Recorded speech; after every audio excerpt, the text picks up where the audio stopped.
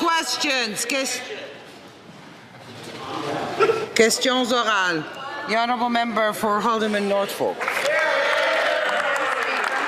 After a decade of costly spending, life has never been more expensive for Canadians. Families in this country pay more for gas, for groceries, for housing, costs that they can barely afford. This Prime Minister's costly budget is just more of the same Liberal policies that have driven millions of Canadians to the food bank, with more government spending, more debt, and more taxes.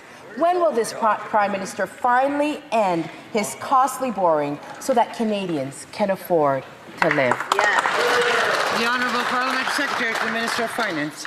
The member says more taxes. Well, from my count, there's over 19 tax cuts that our government has put in place. We're actually singularly focused on bringing down costs for Canadians. We've paused the excise tax on fuel, cut the consumer carbon tax, we've cut income tax, we've cut GST on new homes, we've cut tax for mineral and critical mineral exploration, we've cut tax for businesses who invest in R&D, new machinery, equipment, IP protection, IT networks, we cut tax for tradespeople who have to travel for work, we cut tax for those who invest in clean tech. Honourable member for Haldeman Norfolk. Madam Speaker, the Liberals are just creating new packaging to hide the same old spending record deficits. Now they want to borrow $25 billion to create another bureaucracy that Canadians never asked for. Their so-called wealth fund has no wealth. It's borrowed money built on the same failed infrastructure bank policies that lost money and rewarded only Liberal insiders. Why won't the Liberals admit that they're simply hiding their reckless spending with more deficit funds? The Honourable Parliamentary Secretary. Madam Speaker, I had run out of time, but because there's so many tax cuts that our government has put in place, I just couldn't fit them in 35 seconds. So let me continue. We cut taxes for those who invest in clean technology, clean hydrogen, clean electricity, carbon capture, utilization, and storage. We cut tax for those who sell their small business to the employees. We canceled the capital gains tax increase. We made it easier to access the disability tax credit. And guess what? Canada has the most competitive tax rate in all of the G7, and we've made it easier for Canadians to file their taxes so they can take advantage of both tax deductions and federal. The honourable member for Long Range Mountains. Madam Speaker, the latest Stats Can data is a heartbreak for our country. Nearly 10 million Canadians, including 2.4 million children, are now living in food-insecure households. At home, this means parents in Cowhead and Mainland are skipping meals so their kids can eat. It means seniors are choosing between heat and meat, yet this week's budget shows the Liberals are still addicted to credit card spending that drives up the cost of everything. The Prime Minister doubled Trudeau's deficit. How many more children in Newfoundland and Labrador have to go hungry before this Liberal Prime Minister stops his costly credit card spending and makes food affordable? Hear, hear. The Honourable Parliamentary Secretary. Madam Speaker, let's take a look at the record across the aisle here of all the programs that these Conservatives continue to vote against. They're voting against a national school food program. They're voting against dental care for Canadians. They're voting against a groceries and essentials benefit that in 5 weeks' time, on June 5th, is going to be putting dollars into the pockets of families right across Canada. These Conservatives vote against affordable childcare. They vote against the Canada Child Benefit. So if the member wants to stand up and talk about making life more affordable for Canadians, she should come on over here, get on board, and vote for the programs that are supporting Canadians. The honourable member for Long Range Mountains. Madam Speaker, before the Liberals took power, children and families didn't need school food programs to feed their families. Canada now has the highest food inflation in the G7. A new report from Dalhousie University confirms 1 in 3 Canadians is now forced to borrow money just to buy groceries. Canadian families are being crushed by a decade of Liberal credit card budgeting. The Liberals keep spending more while Canadians get less. Why has this Liberal Prime Minister doubled the deficit? When will he stop his costly credit card spending so families can actually afford to eat? Hear, hear. The Honourable Parliamentary Secretary. Mr. Speaker, fighting for Canadians means delivering a responsible economic plan, which is exactly what we did, delivering a copy to every member in this House on Tuesday. Madam Speaker, Canada has the strongest fiscal position in the G7. We have the lowest debt burden. We have the second strongest GDP growth right now. We have the highest labor force participation in the G7. Madam Speaker, we have the highest per capita investment in the G7, more than double what's happening in the United States right now.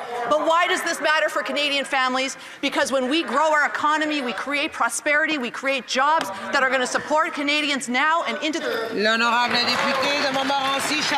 The Honourable Member for Montmorency-Charlevoix.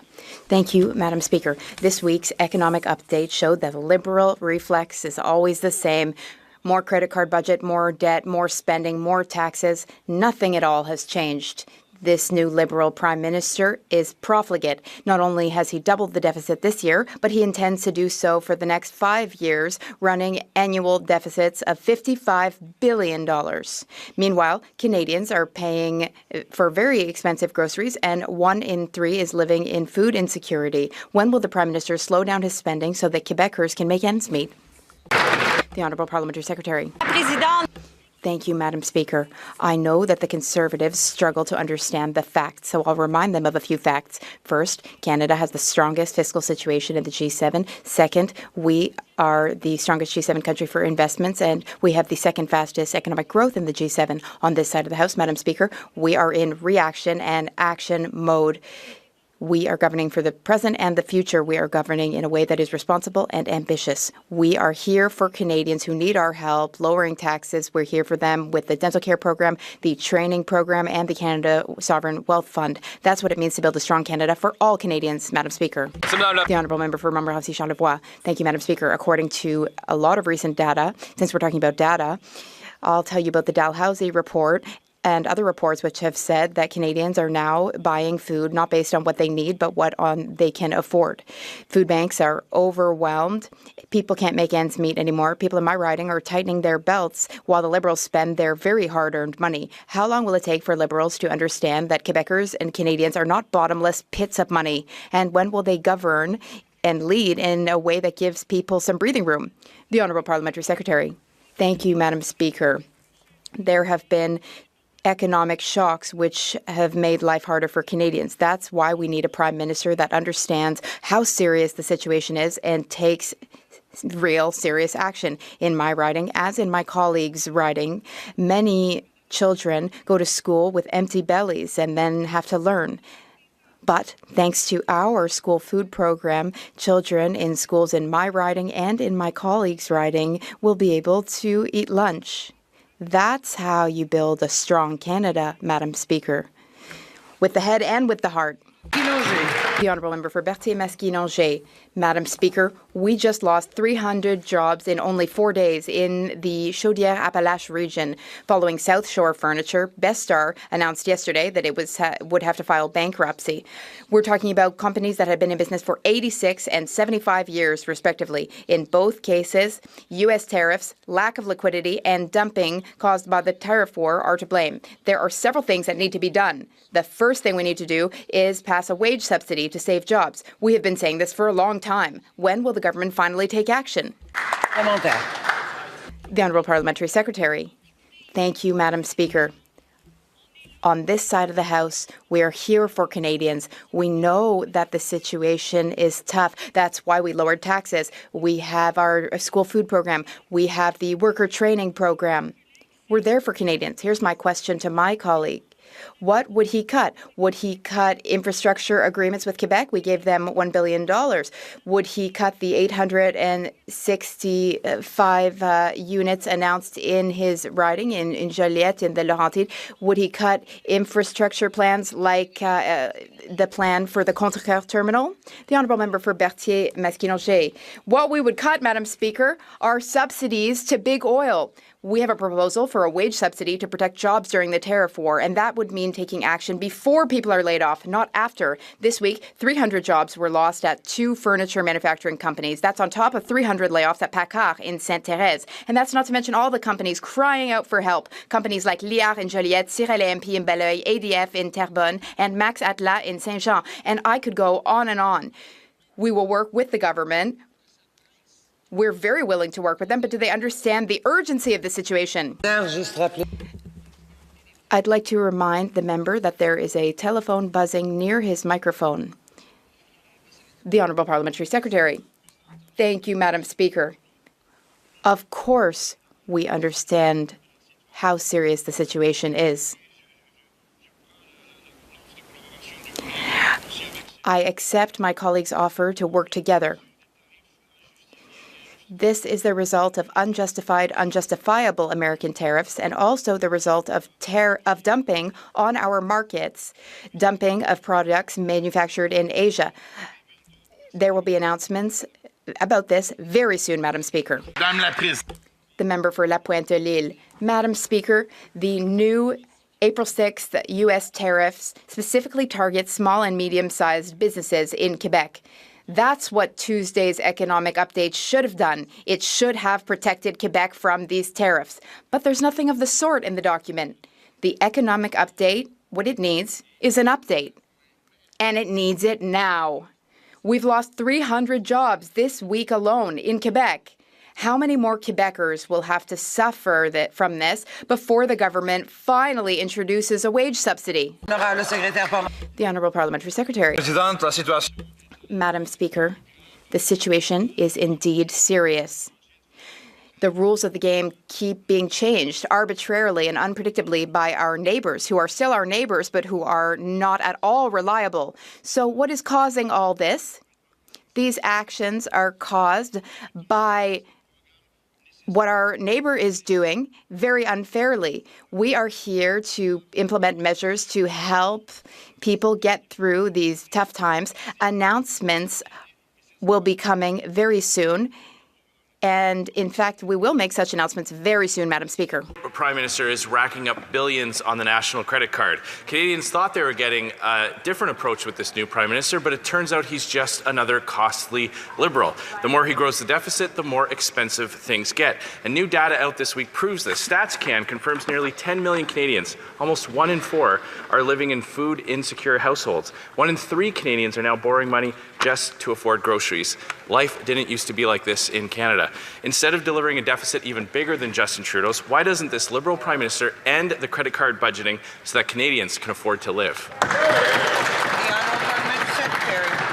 Speaker, Conservatives never met a fact that they couldn't deny.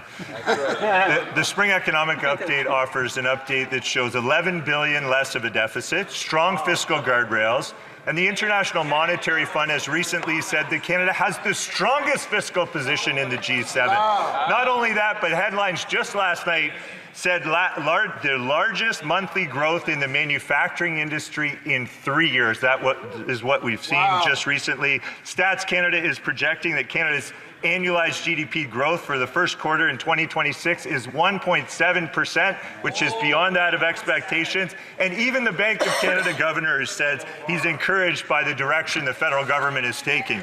The Honourable Member for Regina Capel. The last Justin Trudeau budget projected the deficit this year to be $31 billion. The deficit is $66 billion. That is more than double what was projected, not lower. But, you know, Liberals are spending more and Canadians are getting less. And now hardworking Canadians cannot even afford groceries. Facts for the government. Food bank use has exploded to 2.2 million visits every month, up 100%. Just since 2019, and a third of those relying on food banks are children. Everything these Liberals brag about doing, they've tried before in the last 11 years by themselves. Instead of driving up prices... Parliamentary Secretary. I mean, it's very hard to take the member opposite seriously when he mentions children being hungry, when he voted time and time again in this House with his entire party against a national school food program that would take 400,000 children out of food bank lineups. That's shameful, Madam Speaker. That's absolutely shameful that they would stand here and lecture us on feeding feeding children across Canada. We've offered a Canada Child benefit, which puts hundreds of dollars tax-free into Canadians' pockets. We've reduced the cost of childcare, and we've offered free lunches at school. And the members up. The honourable member for Dufferin-Caledon. All week, these Liberals have said they're going to spend less and invest more, except they define what spending is and what investing is. It's almost like they got their accounting advice from Bernie Madoff. Now, what we know is that they're now spending another $65 billion on Canada's credit card. They doubled the national debt, so we now spend more on interest servicing the debt than we do on health care. Are they proud of this record? The honourable parliamentary secretary. So let's get acquainted with the facts. I know it's very hard for Conservatives to accept, but the deficit is $11 billion lower than projected. Operational spending has gone from an annual increase of an average of 8% to 2%. We're on a declining deficit to GDP ratio over the planning horizon. Inflation in Canada has been within the Bank of Canada's target range for almost 3 years. AAA credit rating, the highest credit rating of any country in the world. We have a higher per capita rate of job creation than the U.S., 3 times in fact. And the honourable member for Dufferin-Caledon. They really did learn how to manipulate numbers from Bernie Madoff, Madam Speaker. When they say their deficit is down, they projected a terrible deficit. They just made up a number. It's actually double what it was under Justin Trudeau. That's up, not down. Yes. Hate to break it to these guys. And Canadians now have the highest household debt in the G7. Why? Because they're borrowing money to pay for their daily and weekly costs, including groceries. Everything has gotten worse under these Liberals, including debt. Why do they keep racking up the debt on Canada's credit card so we spend more on just the interest portion of servicing the debt than we do on health care? Yeah. The honourable minister. Madam Speaker, we are building big projects across the country to create new opportunities and new jobs. Through the new Build Community Strong Fund, we announced a $64 million federal investment to build the largest community centre in Brampton, the Embleton Community Centre, 175,000 square feet, a pool, a gym, and childcare facilities, Mr. Speaker. This is what citizens of Canada expect. They expect us to build Canada strong with major projects to create jobs and opportunities across the country. Thank you. Honourable member for Calgary-Crowfoot. Madam Speaker, remember when Justin Trudeau's projected deficit was so bad that Chrystia Freeland refused to table it and resigned, and that Trudeau resigned and they had to get another random Liberal to table it? But this update is so bad, it's another credit card budget with double the deficit that forced the then finance minister and eventually the prime minister to resign. So will the prime minister admit that after 10 years of reckless Liberal taxing, borrowing and spending, nothing has changed? The honourable parliamentary secretary. Madam Speaker, to grow our economy and make Canada more resilient, we must diversify our export. And that's why our trade diversification strategy aims to double export to countries other than the U.S., double within 10 years. And in Canada's energy sector, including Alberta, it's got a significant role to play. The percentage of oil shipped via the Trans Mountain pipeline destined for Asia increased from 39 to 62%, Madam Speaker. Thank you very much. The honourable member for Calgary-Crowfoot. Madam Speaker, the reviews on this costly budget are in, and they're not good. Even Andrew Coyne, that pillar of Laurentian consensus, said, quote, "This new government," his air quotes, "has no interest in arresting our economic decline." So if even Andrew Coyne says we're in economic decline and that the Liberals aren't interested in doing anything about it, will the Liberals finally end their credit card budgeting, yes or no? Madam Speaker, on this side of the House, we believe now is the time to invest and build our communities. My colleague is from Alberta, so can he explain to Albertans which projects he would like to cut? Is it water infrastructure to support the community of St. Albert? Is it the new Japanese Community Centre in Calgary? Is it 355 affordable homes in Edmonton, made possible by Build Canada Homes? What is it he wants to cancel? We want to invest.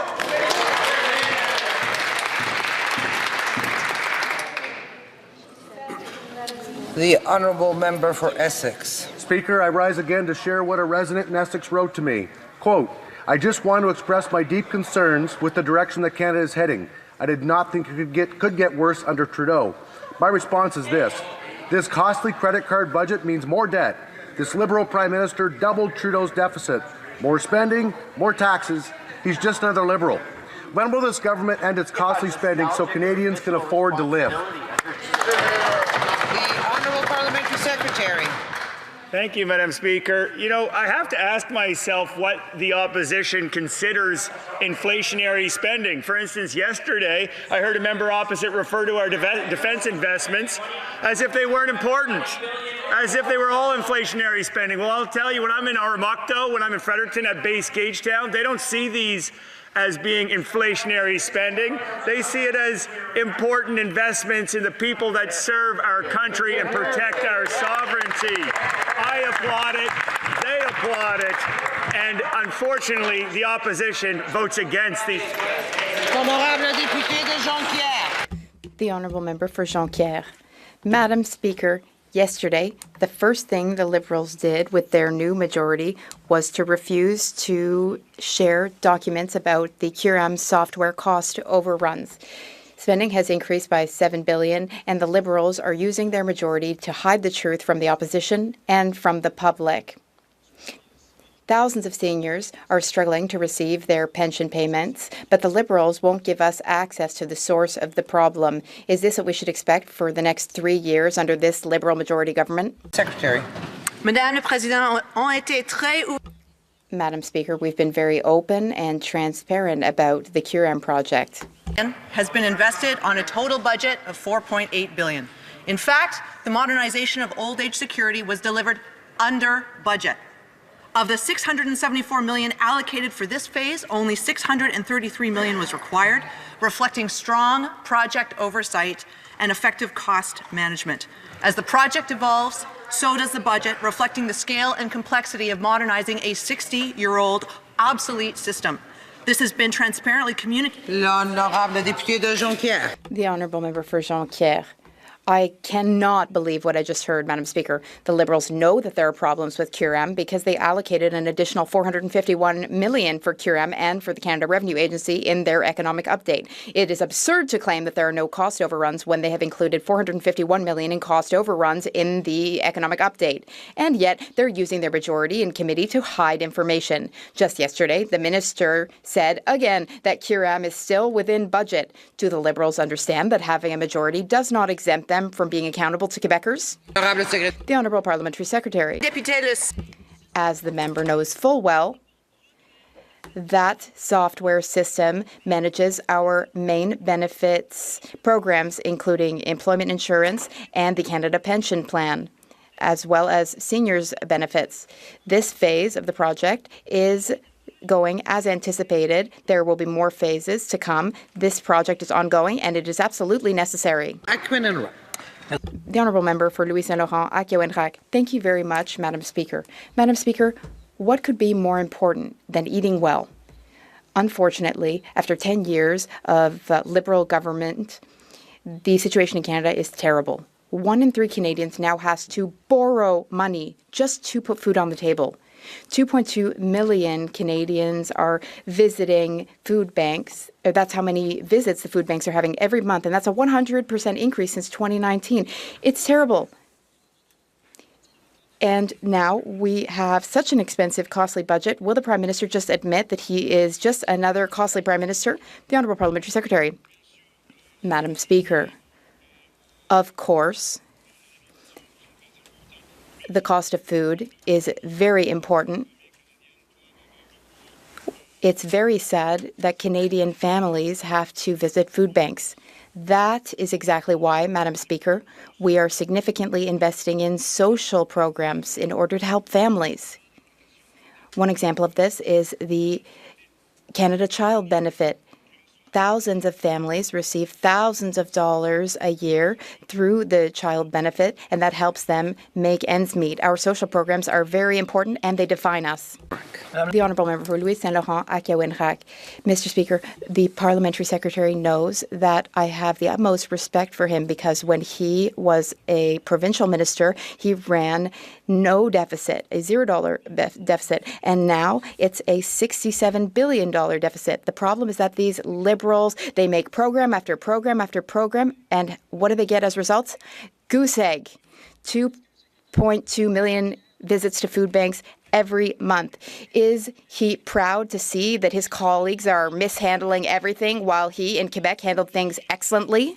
The Honourable Parliamentary Secretary. Madam Speaker, I'm proud to be part of a government that is investing significantly in families. We have social programs. We have programs that our American neighbours do not have. We are very proud to maintain those programs and even to enhance them. That's what defines Canada.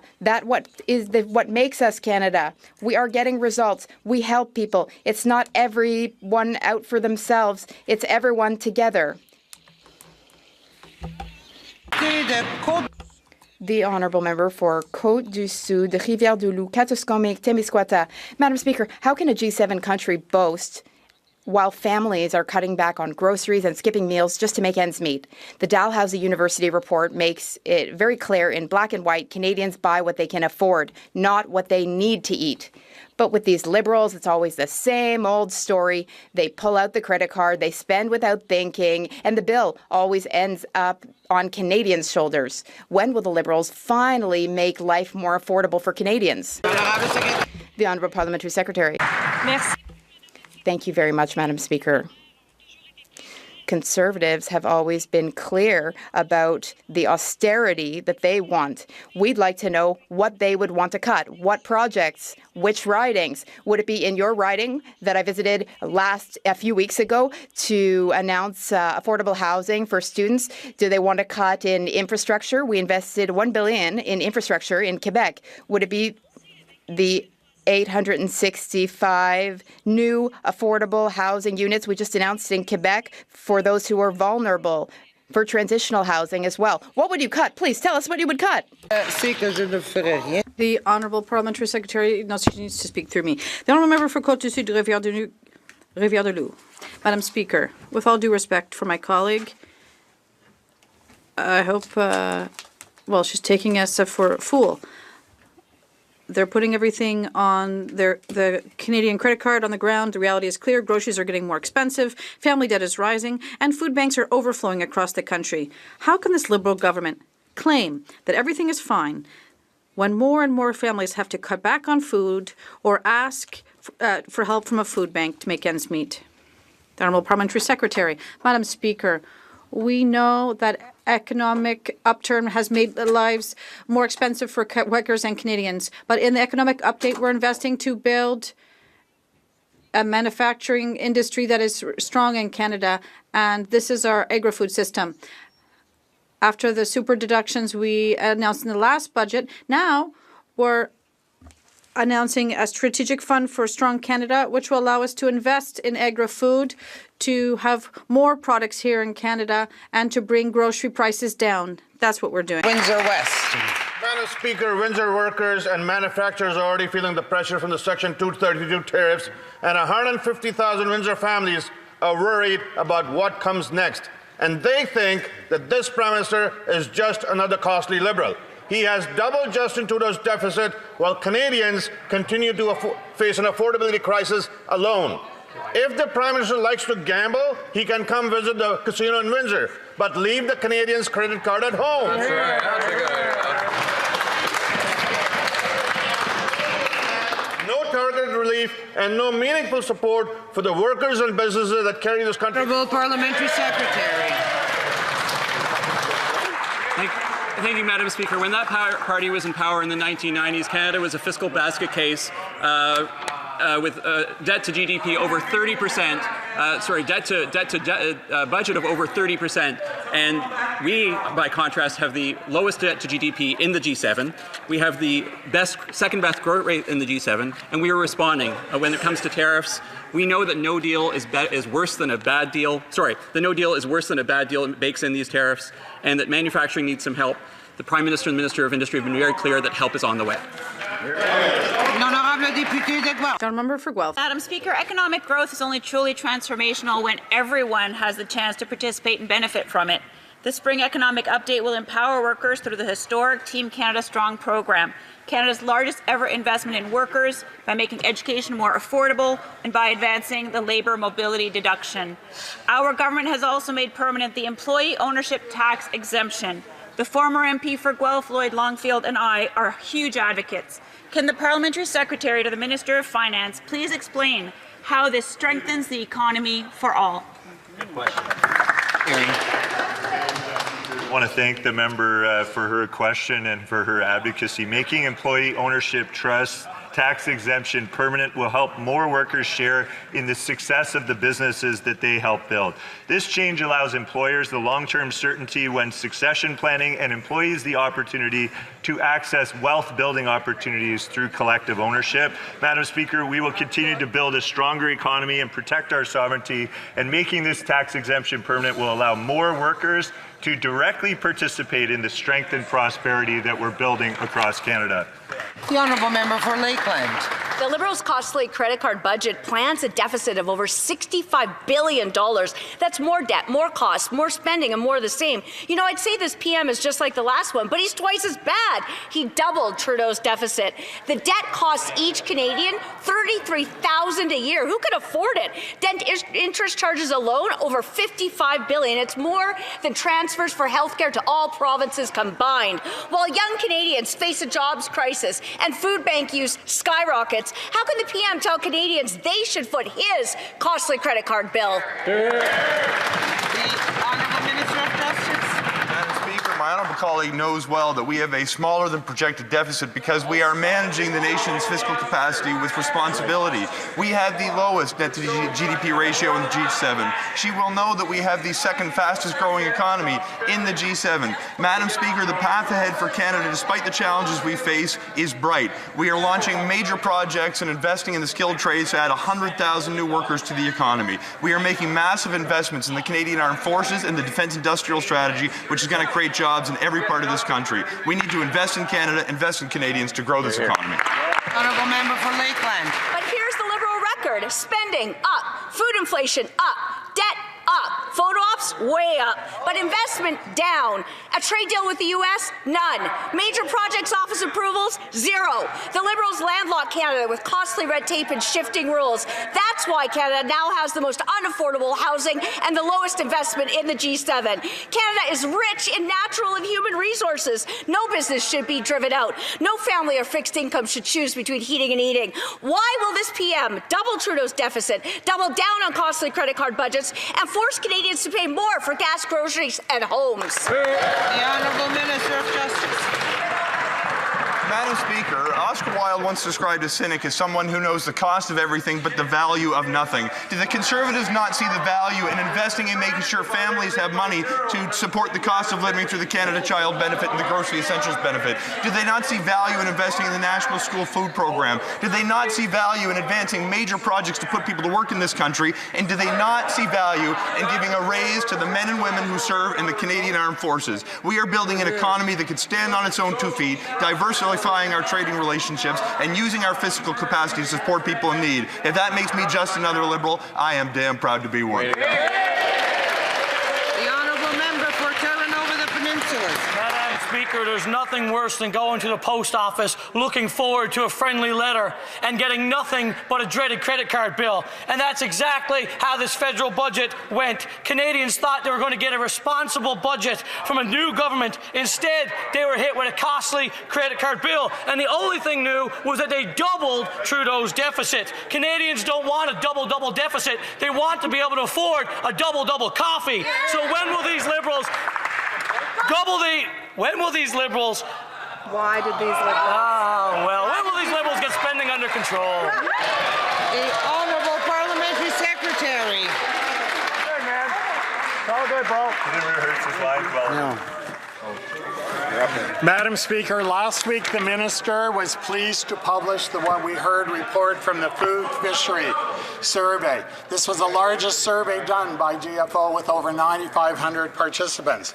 We want to thank everyone who responded to the survey in order to allow us to work better for the people of the member across the aisle statement.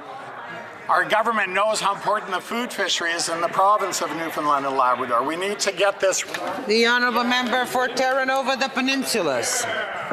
Madam Speaker, I was talking about deficits, not fish, but spend, spend, spend. That's all these Liberals want to do. You can't spend your way out of inflation. You think this Prime Minister would have learned that when he wrongfully predicted that COVID spending would actually lead to deflation. Hear, hear. Reports are showing that households are still spending more year over year on food. Rent is going up year over year. Everything in this country has doubled in this costly Liberal decade. How many more reports do these Liberals need to see before they realize that they can't build a country, an affordable economy, on credit card debt? The Honourable Parliamentary Secretary. Thank you, Madam Speaker. Thank you, Madam Speaker. And it's very rich to hear this debate today. The Conservatives are still refusing to come clean with Canadians about where it is that they plan to cut. That member is from Newfoundland and Labrador. And will they say what project they're going to pull the plug on and tell workers to go home? Is it the Marina Renman Recreation Centre in Corner Brooks? Is the Build Canada Home announcement of 130 secure affordable units for senior in St. John? The water infrastructure through Western Coast? The Tourist Cove Hall that our government is providing funding for? Please, can they just tell us? We've been asking, Madam Speaker. Honourable member for Regina Wascana. Madam Speaker, after 11 years of these Liberals, they continue to spend like drunken sailors, with a deficit of $65 billion, debt servicing at $59 billion, and the total debt a staggering $1.7 trillion. This costly credit card budget means more debt, more costs, more spending, more taxes, and more of the same. Why have the Liberals doubled Justin Trudeau's deficit and doubled down on costly credit card budgeting, forcing Canadians to pay more for gas, groceries, and housing? Why? The Honourable Parliamentary Secretary. Yes, Madam Speaker, how depressing it must be to be a Conservative member of Parliament. I tell you, let me give you some good advice. Canada is not broken. There's a lot of good things that are taking place. All you need to do is open your eyes, open your mind. If you believe in Canada, you need to invest in Canada. That means building on infrastructure. That means investing in Canadians. You have a choice. You can either get on board, be a part of a Team Canada approach, build a stronger Canada, or continue to be a depressed group of people. Does the concept of politeness resonate with the members? Once someone is speaking, someone else should be listening. The Honourable Member for Regina Wascana. Madam Speaker, it's depressing to have to line up at a food bank when 10 years ago you used to be able to afford groceries. That's right. But Canadians are starting to see that the Liberal promises are just an illusion. To quote an editorial in the Globe and Mail, in the upside-down land of Liberals, a spending spree is a spending cut. Blowing a windfall of billions of dollars is prudent, and failing to prepare for a fiscal storm is, well, just good management. When will the Prime Minister end his costly credit card budgeting so Canadians can afford to live? The Honourable Parliamentary Secretary. Madam Speaker, do you know who had something positive to say about the spring economic statement? Saskatchewan Premier Scott Moe, the premier of the province of that member. When he was talking about the Sovereign Wealth Fund, he said, "We would say this is a good innovation for our nation. It really speaks to what we need to do in this nation of working together at all levels of government to ensure that we can aspire to achieve what the Prime Minister said about Canada being the strongest economy in the G7 and Canada becoming an energy superpower. Canadians want to be part of building this country. Why don't the Conservatives?" The Honourable Member for Vaughan Woodbridge. Madam Speaker, the verdict on the costly budget is in, and it is unforgiving. The Globe and Mail reports that for every $100 in revenue, this Liberal government spends 97. They said, and I quote, "Even Justin Trudeau would have difficulty matching that performance," end quote.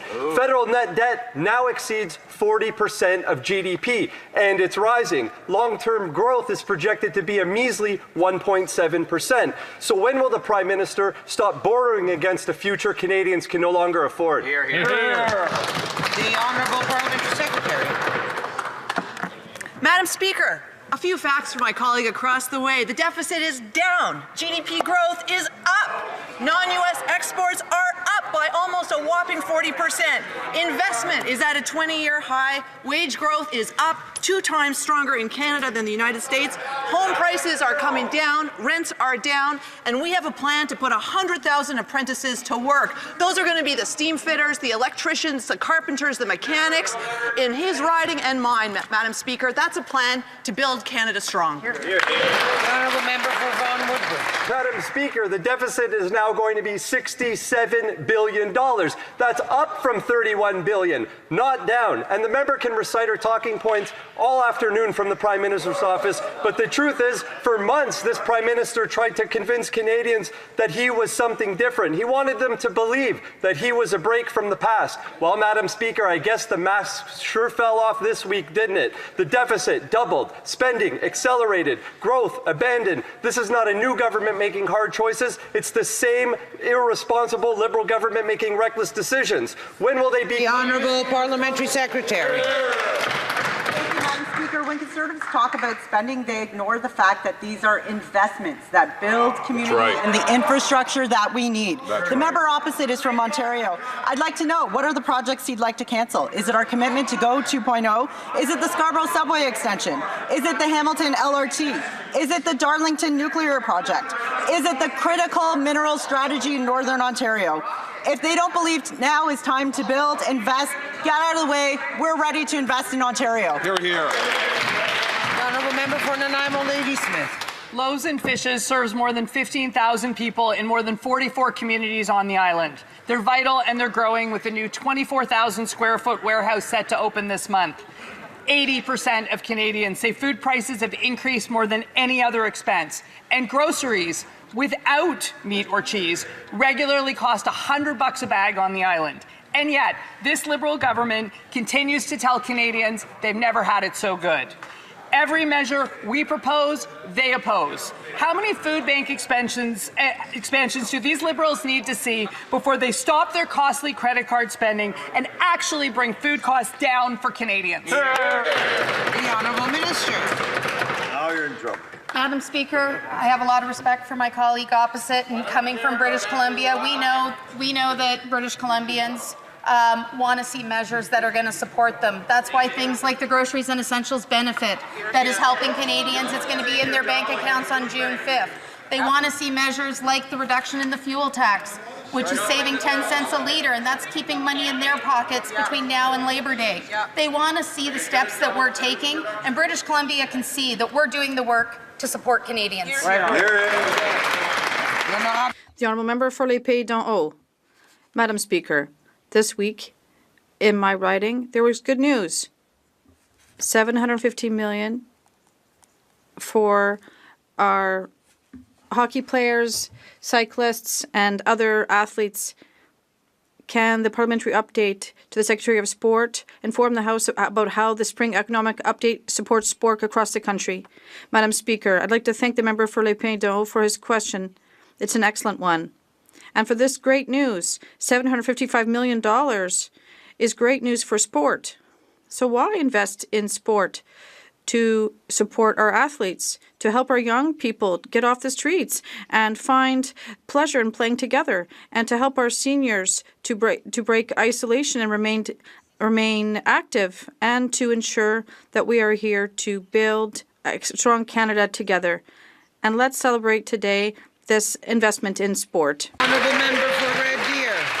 Madam Speaker, all week at the Health Committee, Liberals tried to block and silence Conservatives from getting answers on the $300 million Prescribe It IT scandal. They have no problem shutting down debate, covering up and protecting Liberal insiders who got rich off the backs of Canadians. I guess this is the new normal Liberals always wanted. But Conservatives will never stop asking these Liberals the tough questions they want to hide from. Canadians deserve to know, where did the $300 million go and who got rich? The Honourable Parliamentary Secretary. Madam Speaker. Prescribe It was launched by the previous government in 2017 following consultations with provinces and territories. The program was always intended to be self-funded over time when it became clear that they didn't have the expected uptake and there was no path towards financial sustainability. Canada's new government made the responsible decision to end federal funding for the program and refocus resources where they will deliver the greatest benefits to patients and our health system. Thank you. The honourable member for Red Deer. Madam Speaker, Canadians don't want liberal spin. They want to know where and why their money was wasted. Take Michael Green, the disgraced former CEO of Canada Health Infoway, paid over $800,000 a year for more than a decade to run this failed program. And these liberals are now shielding him from committee for the scandal. Conservatives will not be silenced. We will not stop demanding answers on why $300 million in tax dollars was abused by this government. Michael Green was the first to take the fall for these liberals. So my question is, who is next? The Honourable Parliamentary Secretary. Thank you, Madam Speaker. Canada's new government was elected with a clear mandate to ensure programs and policies deliver smarter, faster, and more effectively for all Canadians. We're refocusing our spending and Canada Health Infoway's mandate so we can support the development of national health data standards while allowing our health sector partners to develop solutions that work for all patients. Thank you, Speaker. The Honourable Member for St. Milton, South Okanagan, West Kootenay. At a recent Health Committee meeting, Conservatives moved a motion calling for a full investigation into the Liberals' wasteful $300 million prescribe it IT boondoggle. The Liberals immediately responded by moving that meeting behind closed doors. Shame. As a result, under House rules, I am forbidden from telling Canadians what happened in that meeting for the next 30 years. Does silencing MPs on committee work for 30 years show transparency from this majority Liberal government? The Honourable Parliamentary Secretary to the Government House Leader. Yes, thank you, Madam Speaker. Our standing committees of Parliament play a very important role. I think it's important that we encourage collaboration as much as we can, Madam Speaker. Many would ultimately argue that what happens in standing committees is very beneficial for the entire House. So let's look forward to seeing more collaboration at the standing committees. Thank you, Madam Speaker. The Honourable Member for Mississauga Centre.